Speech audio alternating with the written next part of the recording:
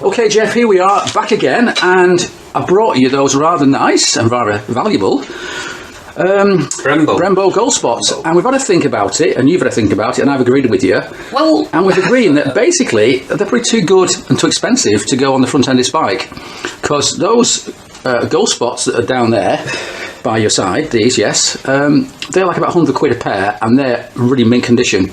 Yeah, they're nice. Whereas those calipers, which have been rebuilt in a very nice condition, they go for sort of 150 each, and they've been rebuilt. So it's a big difference in price. So having thought about it, I agree with you that perhaps we are sort of going a bit too far. I mean, even maybe putting them on. Well, the thing is, they're the same size, same mountings as the standard blue spots. Yeah. So I may well just change them out for some blue spots. I've got blue spots on my 1170 right now, and I could always just change them over. It's not really a big deal. I mean, they're both in good condition. Having thought about it, let's take those calipers off, because they're too good for the bike. Well, remove them. I'll take them home, somewhere safe, and we'll plonk the gold spots back on. Right, okay, so I've now moved the camera slightly, so hopefully you can see what's going on here. So we've got a gap between this caliper mount and the edge of the fork that you reckon is about 6 mil. Well, what I'll do is, if the caliper seems to be pretty, it's got a bit of float on it, what I usually do is push it fully that way, measure it, and then push it fully back that way, and then halve it, yes. And then it'll give you, so give a what we'll do fraction, is, we'll take these stanchions off the bike, off the forks rather, put it on your miller and machine these down flat by the appropriate amount, so that these... it could be 6.5 or so 5 these, point so there's no, we're not sure. So there's no step here, so these are in line with each other. Yeah. That'll make the bracket a lot easier to make, a lot simpler. It'll mean then it's just a flat bracket. Yes. And it'll go from here to that, all the way up to there. It'll look, I just drew something, and I know that's a bit crude at the minute. I was just looking, it's going to be something similar to that. Right, okay. Well, you know, that's what I was looking at. Okay, anyway, that's that for the front end. The caliper. That's how nice is it? A nice little ring. It's a nice ring to it.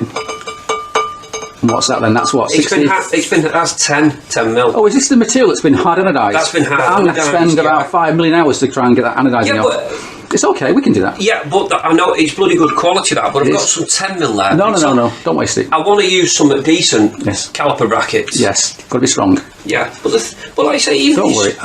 When they go off to be anodised, no doubt they'll remove the old anodising. Well, tell them that there is some anodising on it, and they might just... Can you de-anodise? They probably can, yes. I'm sure they can. Yeah, I've got quite a few things that need to be anodised. So that's that. So you've got to make the brackets now. But the thing is, the great thing here is, it's only virtually going to be 1.5 inches. Yeah, but it's really narrow. Which means, because that's 5 wide, so if I cut it down the middle, and across there... You're not wasting any material. Virtually, you've used not much more than what you... Because the other one was further up the lug, which meant you needed about 2 1/4. Okay, so... Right, okay, so hopefully we've got a plan together, and I'll leave you to make that bracket. Now here we are, it's the next week, and we're back in Jeff's shed. Jeff's just popped out somewhere, so I'm on my own. So I'm just going through the work he's been doing on the front wheel and the Yamaha discs that we've got fitted to this old Kawasaki Z mag wheel. And I think now he's finished all that work. It was a bit tricky because of the way the holes were mounted in the mag wheel compared to the holes in this Yamaha R6 disc, but we got there in the end. Now, one of these disc bolts here is not like the others.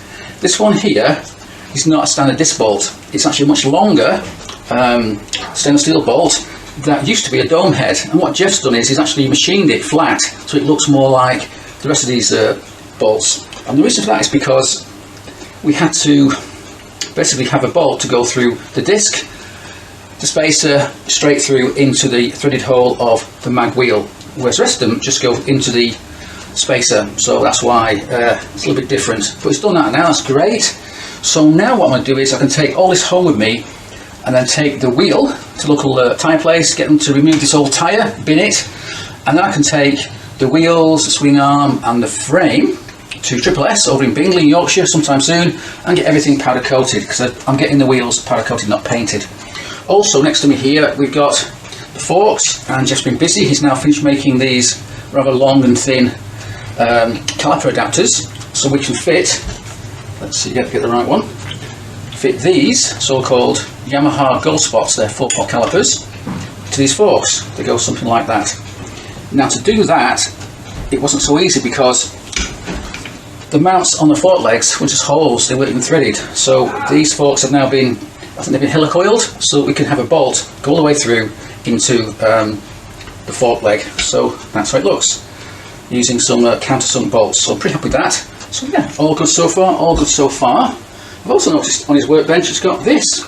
This is a rear so-called blue spot caliper. It's actually the same model pretty much as the gold spots, it's just blue rather than gold. I'm not sure why he's got that, it's not mine I don't think, but yeah, it'd be interesting to find out what he's been up to with that. Yes, that's that. I can hear Jeff in the background, I think he's back now, so we'll wait for him to come back with my cup of tea and then we'll carry on. Right, so Jeff's just turned up and he's just telling me that he's got some stainless steel there from our mate List, he's given me as a birthday present. And that stainless steel is going to be to make, we're going to make a spacer to replace the front drive for the Speedo, because we can't have that anymore. I've got some, but then I looked and I thought 20mm hole in it. Oh yeah. So, and then we only want a 50. Yeah. So, oh, well, and that's about 25. I'll have to go and see him and bring you some biscuits to say thank you. So that's, I can get on with that. Yes, that's great. Yeah, you're saying you're back to put this all back together again just to see how it looks. Do you know something now? I'm looking there. And I know it. Yeah, you've done well there with that one. It was difficult to find. I'll take it out now. This is a special. And I had to go and get some longer bolts from it yesterday. Oh right, you didn't have one. Well, you brought some 40s. Yes. So I bought as requested. But I've kept the ones that you had. All right, I just swapped them over. And just got you some more. Okay, cool. So, time have you got on your camera thing? Loads. Yeah. So. Yeah. You can just see it off the counter seat. Oh yeah. I didn't want to machine anything off the face. Tell you what, you'd be hard pressed to see that. I think with a little bit of rubbing and polishing. On the bike, you ain't going to see that. I tell you, I bet you. I spotted it, but only because I had You've got to look really close. So find it, yeah. No, you've done well there. That's a countersunk that we've virtually machined as close as possible the same head. Yeah, excellent. So yeah, well done. It's that's your spare, one of yours. Okay, well, my spare expensive ones there. Well, you can take them. It'll go back in the drawer. Yeah, that can go back. Right. Right. So just fitted the wheel back on the forks, and now Jeff's just fitting the calipers to the new brackets. We've milled off the faces to clear our things. Yeah. There still is only probably about a mil and a half. It's enough. Yeah. So it's going to have to be just set just right. Yeah. Jeff's had to take the forks apart, and his mills are flat on the inside. On the miller. On the miller, yes, to give us a clearance so that the disc bolts don't hit the inside of the fork legs. Fortunately, the fork legs are made from sort of granite. I think they're so thick. The wall thickness is really thick. So there's plenty of meat on there to be able to do that. On there 14. Right. Well, that's just resting there. That's probably not far off. Yeah. The angle it's going to be, is it? Yeah. So now, you've still got to make a space to replace the Speedo drive. Yeah. So I can't take everything home just yet.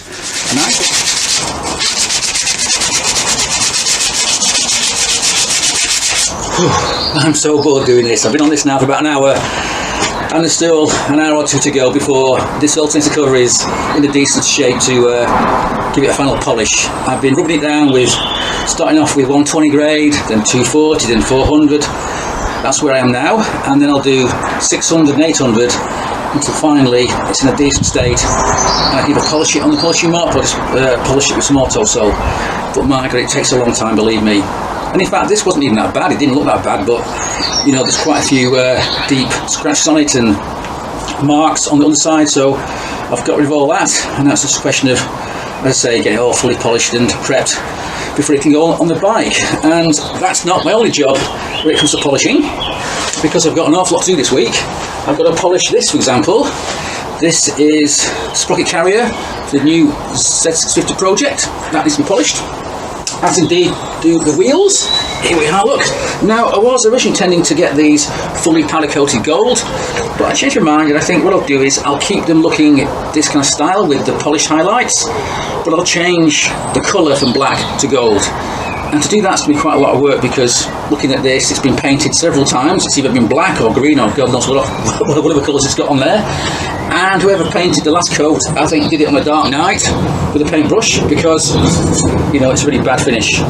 And removing these coats of paint is going to be a lot of work. So I think what I'll do this week is I'll go and buy some biscuits as a bribe and go and see my friend Lister in town. He's got a workshop there, because he's got a blasting cabinet, and hopefully with my bribe of biscuits and tea, he'll let me put these wheels in the blasting cabinet and we can blast all the paint off them in no time. It'll take about 10 minutes or so, rather than taking me hours and hours doing it by hand. Once that's done, I can't just paint them. Oh no, I've then got to polish up all the raised areas. In fact, this is the rear wheel that's been repaired, has some wells on it, so I've got to do a bit more prep for that as well. Get them all fully polished, and then I need to mask off those polished areas before finally I can spray the areas which are now black, but spray them gold. So I've got to do that for the front and the back, of course, so that's a lot of work for next week. Today's Sunday, by the way, and let me just put that down. Then, when I've done that, I've got to move on to these forks, because I want to polish the fork lowers and the new brackets as well, that we made to take the 4-pot calipers. And I was thinking originally of getting these done black, but I thought about it, I thought no, for the time being I'll polish it, and then if I think it looks better in black, I can always go back and paint it black, because the work is in the prep. So once I've prepped it all to polish it, if I want to then paint it, it's not the end of the world, it won't take a lot longer. I also want to take apart these yokes and paint them black as well, because they're in a bit of a state, so that's also a job for next week. And the reason why it's a job for next week is because I want to get it all done, ready for next Friday. Because yesterday was Saturday, and yesterday I took the frame, swing arm and some brackets and so on over to Triple S in Bingley in Yorkshire, quite a long drive for me, and they'll be ready by the end of next week. It's about a week's turnaround. So when those parts come back, what I don't want to do is have the frame just kicking around the garage floor somewhere, or in the house, God knows where it was going to go, where it can get knocked, you know, fall over, get chipped and so on. So what I want to do is get everything I can prepped and ready to go back on the frame when that frame comes back from the powder coated Triple S.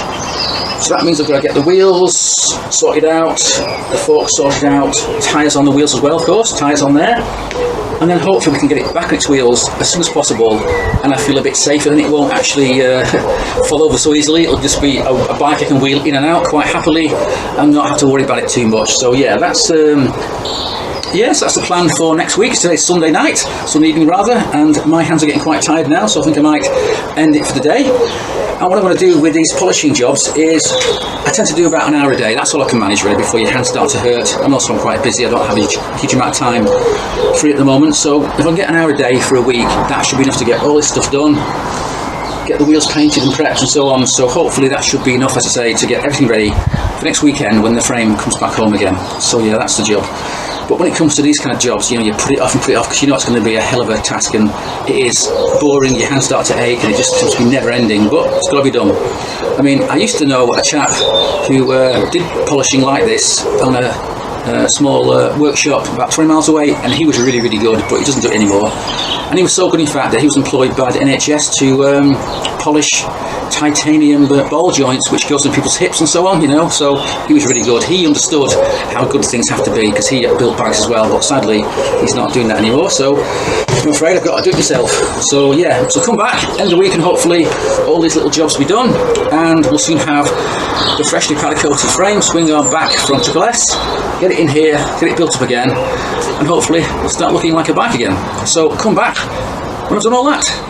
Okay, just a quick update. I'm just back from the workshop at Lister's place in town, where he let me use his blasting cabinet to blast all the old paint off these wheels for the price of a packet of biscuits. That's not bad, is it? I have, yeah, got most of it off. That patch there's just a bit of oil, don't worry about that. So yeah, that saved me, you know, hours and hours and hours of work to try and get that paint off there. So yeah, it's all good, it's all good. So now I've got to decide whether I carry on with my plan of polishing up these raised edges and then painting it, or just painting the whole wheel. And at the moment I'm undecided. I think maybe I might get the whole thing painted gold. When I went to see Matthew at Triple S last weekend, we went through some options for colours, and he does have some nice options there. I thought maybe he just had a sort of glossy gold for powder coat, but oh no, you've got about 4 or 5 different choices. And one of them is a more sort of satiny gold, which I quite like, so I might go for that. But well, I've got until the weekend to decide which option I go for. Talking about Triple S, I got a call from them this morning because they've now blasted my Z650 frame, the swing arm, and they found a problem. And the problem is there are some small rust holes in the frame. So thankfully they know a man who can brace up those holes and get it all prepped up before it can be finally powder coated. Of course it cost me more money, but so be it, so be it. Now I could have gone down there and picked it up, brought it back here, got it welded up myself, and then sent it back to Triple S, but that's, you know, that's a half day each trip, so I didn't want to do that. So yeah, they can sort that out for me, and hopefully, I'm not sure if it's this weekend or the weekend after when I can go and collect the frame and so on. So yeah, so far so good, pretty happy with that. As I say, I've now got to decide what finish to make these wheels. In the meantime, of course, I've still got all my polishing to do, so I'll crack on with that, and hopefully by the end of the week all that will be done, and we should be getting somewhere. Okay, so here I am back in my garage, another day, a nice day at that, and here I am still polishing up these fork legs. And I must say, it's at times like this where I think I should have just got the damn things painted, because it's going to take hours and hours and hours to sort this problem out, because this particular fork leg has got some quite deep damage. I'm not sure if you can tell on the camera here, but it's got some very deep gouges in the metal that I don't think I can get rid of. However, the other side isn't too bad. I've worked on this one here. It's not some chrome-like finish, but it's good enough, it's good enough. And I'm not quite sure why this side is so much worse, but I think it's because perhaps, well, I know the bike's been crashed in the past, and I reckon it was crashed on this side, because normally these deep gouges will be at the front of the fork where stones have hit it and so on, it's been chipped, but no, on this bike it's here on this side. So I reckon the bike's just fell over on this side, and that's why it's got these deep gouges in it. Now, to get rid of those deep gouges, I'll have to remove quite a lot of metal. If they're about 1 millimetre thick, I've got to remove 1 millimetre of metal all the way around it to get down to a smooth surface. And I can't really do that. I mean, that's just ridiculous. What I can do though is get rid of these lighter part marks here, all the way down here. I'm not sure you can tell. Can you see that? I'll zoom in anyway. Okay, so I've zoomed in a bit, and hopefully you can see all these deep marks in the aluminium, as well as this part marking here, which is also quite deep actually, and it's this that I'm trying to get rid of. Yeah, so I'm just going to use my quite vicious, quite rough 120 grade wet and dry. Here, just use it dry, and just sit here and rub away until we get down to some decent finish. Once that's done, of course, then I go back to 240, 400, 800, and then I can use maybe some Autosolid to get a final finish. It won't be some amazing show bike quality finish. It's just going to be like a burnished aluminium finish like this. It's a road bike at the end of the day. It's an old bike, so you know, something like that is quite acceptable, I think. So I'll just carry on with this, and when it's finished, hopefully it'll be worth it. And now here I am back in my garage. It's another day, and I'm still working on this damn fork leg. We are getting somewhere, but oh my god, it's slow progress. So I got a bit bored doing that, so I put it away for a while, just to give it a break, and instead I tried to do something else. And the something else was to paint and prepare the yokes. So I've done the bottom yoke here, and I've painted it with good old, where's it gone? Hammerite satin black. I can do that because this bottom yoke is made from steel and they work well together. However, with the top yoke here, I can't use Hammerite because it's made from aluminium, and Hammerite doesn't like aluminium. You can use Hammerite and aluminium if you first use a special undercoat, which I've got. But that undercoat is only available in a tin, not spray can, so it makes it pretty impractical. And in fact, as I'm working on this top yoke and taking parts off it, it has revealed a few interesting, weird, well, issues, shall we say. The first one is that the clamp bolts, which clamp on the forks here, were too long, which I realised as soon as I took them off. What is really weird is somebody has drilled the ends of the yoke here to allow the overlong clamp bolts to go all the way through, which is really weird. See, there's a hole on each side, it shouldn't be there. So God knows what that was all about, and I can't really repair that, it's not worth it. Now, if I was building a full restoration, these holes would have to go, so I'd either have to buy a new top yoke, or perhaps repair this one by getting it welded and then smoothing over it with a dome sort of shape to reflect how it should look, but I'm not doing that, so you know, it's not really a big problem.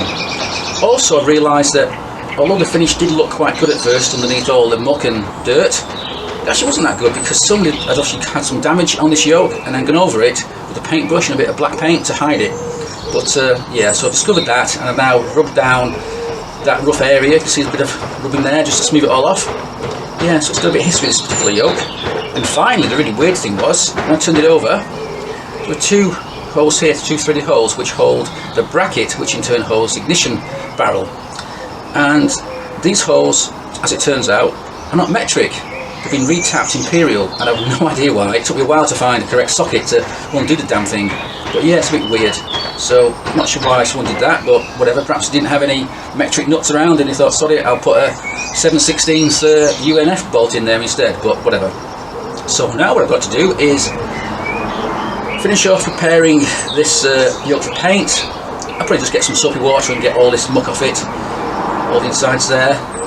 Once it's dry and clean, go over with some acetone, get all the grease off it with my fingers, and then spray it with some paint. Now, as I say, I can't use good old Hammerite Smooth, which I like using, because it's aluminium. And I've got this so-called tough paint that I've used elsewhere, but I've only got it in satin black, which then wouldn't match the bottom yoke. So instead, I'm just going to use pretty standard, ordinary, everyday paint. You know, gloss black. I'll give it a few coats. Should be fine. It won't be as tough as powder coat, but then again, this bike's not going to get a tough life, hopefully, so it should be fine. I could always lacquer it as well afterwards, but I don't think I'll bother. Yeah, so that's what I've been doing this afternoon. I've also got to finish off rubbing down this last bracket that Jeff made for me, which mounts the 4-pot caliper to the forks, and I swear he does it on purpose because there's some quite deep marks on here, some sort of datum marks that you put in there, and I swear he does it extra deep for me because then I've got to rub it all off. It takes ages to rub down this thing to get rid of those marks, but anyway, I've got to do that. So next I've got a cup of tea here that I'm going to drink. Then, as I say, I'm going to find a bucket of water for this, soapy water, get it all clean, get it all prepped, and paint it to match this one. Oh, and by the way, I decided not to have these parts powder coated because it would mean removing the bearings, the little bearings in it, and as it turns out, the bearings were actually in very good condition. It looked absolutely brand new, you know, full of grease, no problem at all. So you're looking at £35–40 for some new bearings, which, you know, why do that when the current ones are fine? So all I've done is I've carefully degreased everything, masked off the bearings so they're nice and safe inside here, and then sprayed it. And when it's all done, I'll remove the masking tape, repack it full of grease, and we're good to go. And that saved me £40 for new bearings and probably another, well, I don't know, £50 for powder coating. So can't be bad. Of course, it is boring work, but you know, sometimes you've got to do that. So I shall crack on, and we'll come back and hopefully we can see the front end back together again.